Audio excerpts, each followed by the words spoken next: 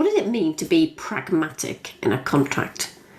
Well, it's really about focusing on what's important rather than the peripheries. Think Maslow's hierarchy of needs when applied to contracts.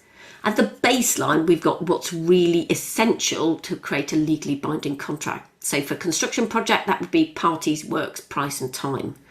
Then we've got things that the client might be interested in. So the aims, the quality, or the things that define project success, outcomes. We might then look at how the parties work together effectively. So things like remedies, rights, procedures, termination, cancellation, that kind of thing. And then we might even look at how we protect the parties, limits on liability, insurances, that kind of thing. Now that hierarchy of needs, what's really important in a contract, depends on your business. It depends on the type of people you work with, the amount of trust you've got, the type of projects you do.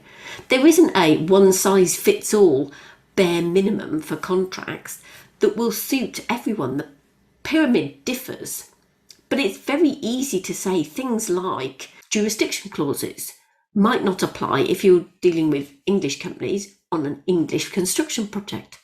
Things like no waiver or severability clauses, which are based on equitable remedies under English law, might not apply to all projects.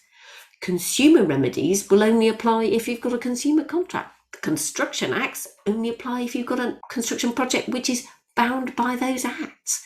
So there's all sorts of stuff around the kind of periphery of contracts which may not be so important to you that you need to spend time writing it, negotiating it and signing it.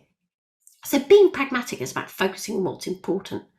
Now you may have the data in your own business about what's the most important parts of your contracts, or you might know just from all the projects you've done which are the bits that get negotiated, talked about, used, referred back to.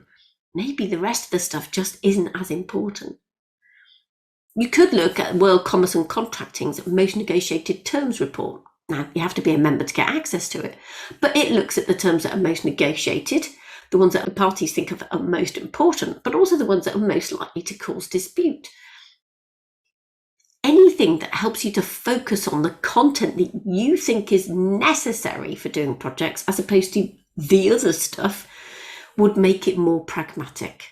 The wording, the layout, the structure can be more pragmatic.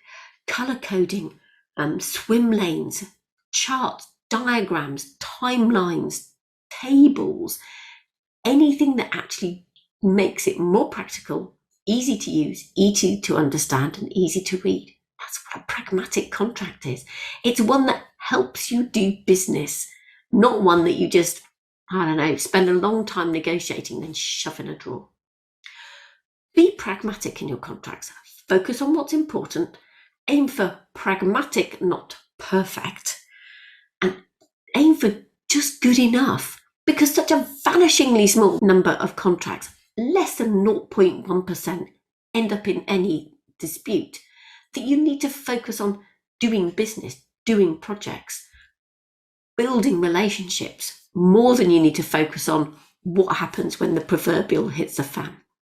Be pragmatic, focus on doing projects, safeguard your business without annoying your clients by having a pragmatic approach. Aim for good enough rather than some esoteric legal view of perfection.